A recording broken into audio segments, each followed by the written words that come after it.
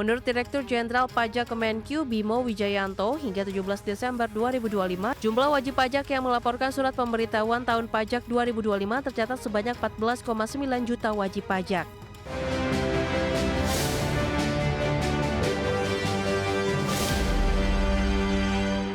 Direktorat Jenderal Pajak Kementerian Keuangan memastikan implementasi sistem Cortex menunjukkan progres yang cukup signifikan. Hingga 17 Desember 2025, 7,7 juta wajib pajak telah melakukan aktivasi akun Cortex atau setara dengan 51,66% dari total wajib pajak yang melapor SPT. Direktorat Jenderal Pajak Kementerian Keuangan memastikan perkembangan implementasi sistem Cortex menunjukkan progres yang cukup signifikan. Menurut Direktur Jenderal Pajak Kemenkyu Bimo Wijayanto, hingga 17 Desember 2025, jumlah wajib pajak yang melaporkan surat pemberitahuan tahun pajak 2025 tercatat sebanyak 14,9 juta wajib pajak. Dari jumlah tersebut, 7,7 juta wajib pajak telah melakukan aktivasi akun Cortex atau setara 51,66% dari total wajib pajak yang melapor SPT. Dari jumlah wajib pajak yang telah mengaktifkan akun Cortex, sebanyak 4,8 juta wajib pajak sudah menyelesaikan tahapan lanjutan berupa pembuatan kode otorisasi dan sertifikat elektronik.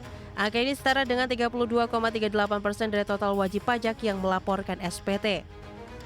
Adapun total aktivasi akun di Cortex per kemarin sudah sekitar 7,5 juta. Saya lihat dulu angka validnya. Mohon izin, jadi jumlah wajib pajak yang wajib lapor SPT tahun 2024 ada 14,9 juta, WP yang sudah aktivasi akun sejumlah 7,7 juta, kemudian dengan persentase 51,66%, dari 7,7 juta wajib pajak yang sudah aktivasi akun, yang sudah membuat kode otorisasi dan sertifikat elektronik, ada 4,8 juta atau sekitar 32,38%. Demikian Pak Menteri, kami lapor. Dirjen Pajak optimistis proses pelaporan pajak ke depan akan berjalan lancar hingga batas akhir penyampaian SPT orang pribadi pada 31 Maret 2026. Diperkirakan ada 13 juta orang wajib pajak orang pribadi dapat menyampaikan SPT dengan baik melalui sistem yang telah disiapkan. Dari Jakarta, Tim Liputan, IDEX Channel. Pemirsa, Gubernur DKI Jakarta Pramono Anung memastikan upah minimum provinsi tahun 2026 akan mengalami kenaikan. Penyesuaian angka kenaikan tersebut akan dilakukan dengan memperhitungkan berbagai indikator ekonomi, mulai dari inflasi hingga pertumbuhan ekonomi. Pramono mengaku telah mendapatkan laporan terkait keputusan Presiden mengenai penetapan UMP. Oleh karena itu, Pemprov DKI Jakarta akan bersikap adil dalam menentukan besaran upah bagi buruh maupun pengusaha. Pramono telah meminta jajarannya untuk segera membahas UMP 2026 agar Jakarta tidak terlambat dalam menetapkan kebijakan tersebut. Saya sudah mendapatkan laporan mengenai keputusan Presiden tentang hal itu, sehingga dengan demikian pemerintah DKI Jakarta akan menjadi juri yang adil bagi buruh dan juga pengusaha, dan saya sudah meminta untuk segera diadakan rapat. Kita tidak boleh terlambat, kita akan mendahului untuk penetapan UMP-nya, karena memang angkanya kan sudah ada range-nya, sehingga dengan demikian tinggal di range itulah dicari jalan keluar antara. Konfederasi Serikat Pekerja Indonesia meminta gubernur tidak mengubah indeks tertentu yang sudah direkomendasikan sebesar 0,5 hingga 0,9. KSPI mengancam akan menggelar terkait aksi nasional jika gubernur mengubah indeks tertentu yang sudah direkomendasikan.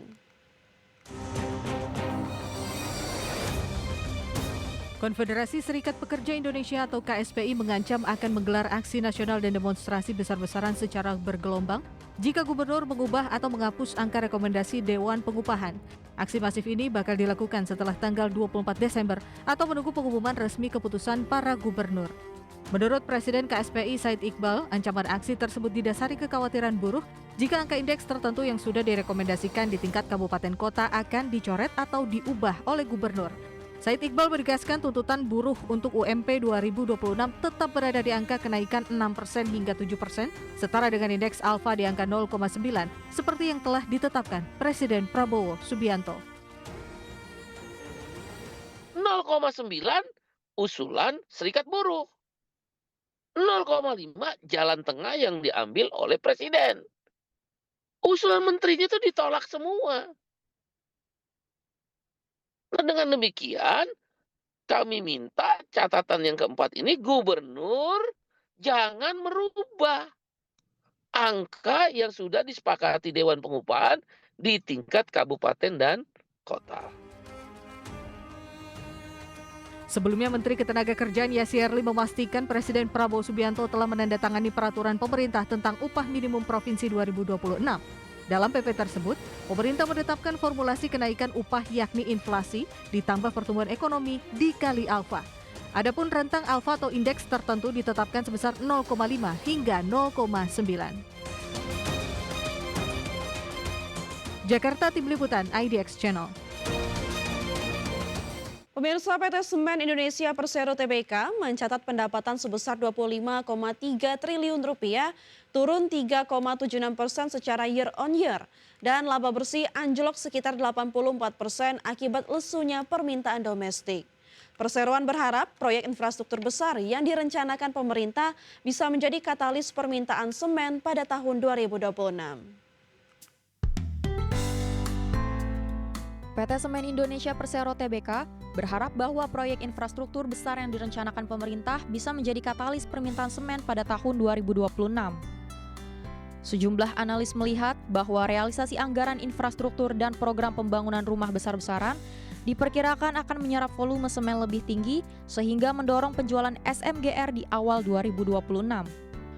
Program pembangunan 3 juta rumah baru yang dijadwalkan berjalan efektif pada 2026 juga dipandang sebagai faktor yang mampu menyokong permintaan semen secara signifikan. Selain program rumah baru, proyek infrastruktur strategis nasional lain seperti jalan, jembatan, hingga fasilitas publik turut menjadi harapan pasar untuk mendorong konsumen semen curah. SMGR bahkan terlihat dalam sejumlah proyek besar seperti pasokan semen untuk pembangunan jembatan Kabanaran yang menggambarkan keterlibatan perseroan dalam proyek infrastruktur nyata menjelang 2026. Prospek tersebut didukung oleh pandangan analis bahwa penyaluran anggaran fiskal dan realisasi pembangunan akan meningkat, termasuk potensi penurunan suku bunga di 2026 yang diharapkan bisa menggairahkan sektor properti dan konstruksi. Dengan demikian, harapan terhadap lonjakan permintaan semen menjadi salah satu sentimen positif yang dicermati dalam prospek kinerja SMGR di tahun depan. Berbagai sumber, IDX Channel. PT Merdeka Battery Materials Tbk melakukan suntikan modal senilai 51 juta US dollar kepada anak usaha terkendali PT Sulawesi Cahaya Mineral melalui fasilitas pinjaman, di mana pinjaman ini dipandang strategis oleh manajemen dalam memperkuat posisi bisnis di tengah dinamika pasar material baterai global, khususnya dalam produksi bahan baku kendaraan listrik. Pinjaman yang diberikan MBMA kepada SCM diharapkan membantu pembiayaan modal kerja dan aktivitas operasional anak usaha yang fokus dalam ekstraksi dan pengolahan biji nikel. SCM sendiri merupakan bagian dari rantai pasok bahan dasar baterai kendaraan listrik yang menjadi tulang punggung pengembangan industri EV di Indonesia. Dengan dukungan modal ini, MBMA berupaya menjaga kelancaran produksi biji nikel dan mempercepat kontribusi anak usaha terhadap pendapatan konsolidasi perusahaan induk.